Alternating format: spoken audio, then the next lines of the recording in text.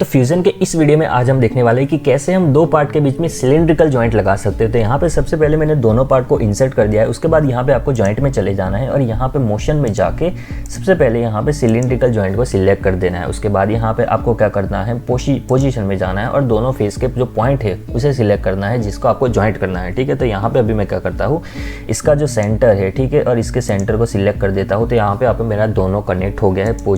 यहाँ पे मोशन में जाके हमने सिलिंड्रिकल ऑलरेडी एक्सेस कर दिया है।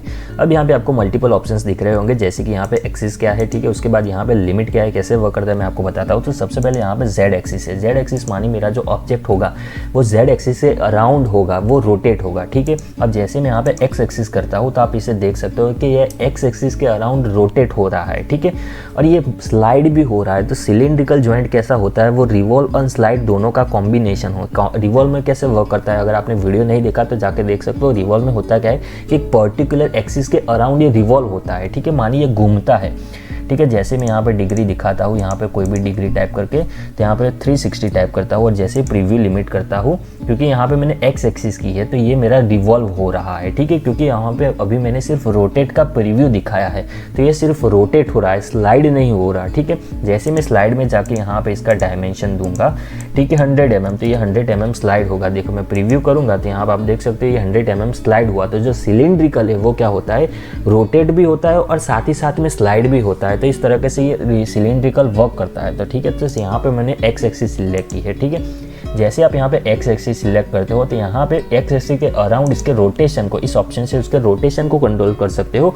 और यहाँ पे जो दूसरा ऑप्शन स्लाइड दिख रहा है उससे उसके स्लाइड को कंट्रोल कर सकते हो एक्स एक्सिस की डायरेक्शन में। ठीक है, तो यहाँ पे रोटेट में जाऊँगा, यहाँ पे मैंने प्रीव्यू दिखा कि आप देख सकते हो ये एक्स एक्सिस के अराउंड घूम रहा है। यहाँ पे मैं वापस से वाई एक्सिस में जाऊँगा तो मेरे सारे ये चेंज हो जाएंगे। ठीक है, तो यहाँ पे ये वाई एक्सिस में वापस से प्रीव्यू दिखाता हूँ, ये आप देख सकते हो ये रोटेट भी हो रहा है और यहाँ पे वाई एक्सिस के अराउंड स्लाइड भी हो रहा है। जैसे ही यहाँ पे जेड एक्सिस सिलेक्ट करता हो तो आप देख सकते हो जेड एक्सिस के अराउंड ये रोटेट हो रहा है और साथ ही साथ स्लाइड भी हो रहा है। देखो वापस से देखना, यहाँ पे वाई एक्सिस के अराउंड रोटेट और स्लाइड हो रहा है, एक्स एक्सिस के अराउंड ये रोटेट और स्लाइड हो रहा है, यहाँ पे जेड एक्सिस के अराउंड ये रोटेट एंड स्लाइड हो रहा है। तो इस तरीके से सिलिंड्रिकल वर्क करता है। उसमें दो मोशन होती है, सिलिंड्रिकल भी होती है, सॉरी एक रोटेशनल भी होता है और एक स्लाइडर भी होती है। ठीक है, उसके बाद यहाँ पे इस ऑप्शन से पहले आप इसके रोटेशन को कंट्रोल कर सकते हो। यहाँ पे अभी मेरी जेड एक्सिस है। ठीक है, तो यहाँ पे जो कोई भी रोटेशन होगा वो जेड एक्सिस में कंट्रोल कर पाऊंगा।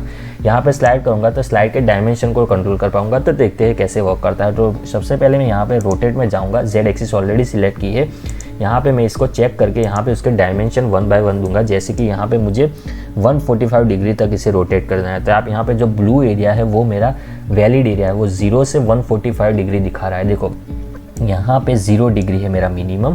तो जैसे मैं यहाँ पे प्रीव्यू करूँगा तो आप देख सकते हो मेरा फ्लैग है ये 0 डिग्री से लेके 145 डिग्री तक मूव हो रहा है। देखो ये मेरा जो फ्लैग है। ठीक है, अब जैसे मैं यहाँ पे 0 मिनिमम मुझे 0 डिग्री नहीं रखना, जैसे कि मिनिमम मुझे 25 रखना है। तो आप देख सकते हो, सॉरी 225 होगा, यहाँ पे मैं 25 रखता हूँ और यहाँ पे इसे 145 रखता हूँ। ठीक है, तब जब देख सकते हो कि जो पहली लाइन है, ठीक है, वो 0 डिग्री की। उसके बाद यहाँ पे जो एरिया है जहाँ पे कोई भी हाईलाइट कलर शो नहीं हो रहा वो मेरा 25 डिग्री है। ठीक है, वो ब्लैंक एरिया है। और उसके बाद यहाँ पे जो इस एरिया से ब्लू कलर स्टार्ट हो रहा है वो मेरा 25 से स्टार्ट हो रहा है, 145 तक जा रहा है। तो मैं यहाँ पे जैसे ही प्रीव्यू करूँगा तो मेरा फ्लैग देखो ब्लू एरिया में ही मूव होगा, यहाँ पे ये वाली लाइन तक आएगा नहीं, क्योंकि मैंने यहाँ पे मिनिमम 25 दिया है। तो ये मिनिमम 25 से लेकर मैक्सिमम 145 तक मूव करेगा। ठीक है, उसके बाद यहाँ पे रेस्ट कैसे वर्क करता है, अभी तक आपने इसके पहले के 2-3 वीडियो देख लिए होंगे तो आपको ये वर्क समझ में आ जाएगा कैसे ये रेस्ट वर्क करता है। मैं हर वीडियो में इसे एक्सप्लेन नहीं करता हूँ। ठीक है, तो इस तरह से आप इसे कंट्रोल कर सकते हो। उसके बाद यहाँ पे मैंने इसके रोटेशन तो कंट्रोल कर दिया, अब मुझे इसके स्लाइड को कंट्रोल करना है जेड एक्सिस के अराउंड। ठीक है, सॉरी अराउंड नहीं, जेड एक्सिस के अलोंग। ठीक है, तो यहाँ पे मैंने तीनों ऑप्शन को चेक कर दिया है। अब सपोज मुझे जेड एक्सिस के अलोंग इसको 100 mm मूव करवाना है, इसकी मिनिमम 0 रखनी है और रेस्ट कैसे वर्क करता है वो भी मैंने आपको बता दिया। अब जैसे मैं प्रीव्यू करूँगा तो 0 से 100 mm तक ये स्लाइड होगा।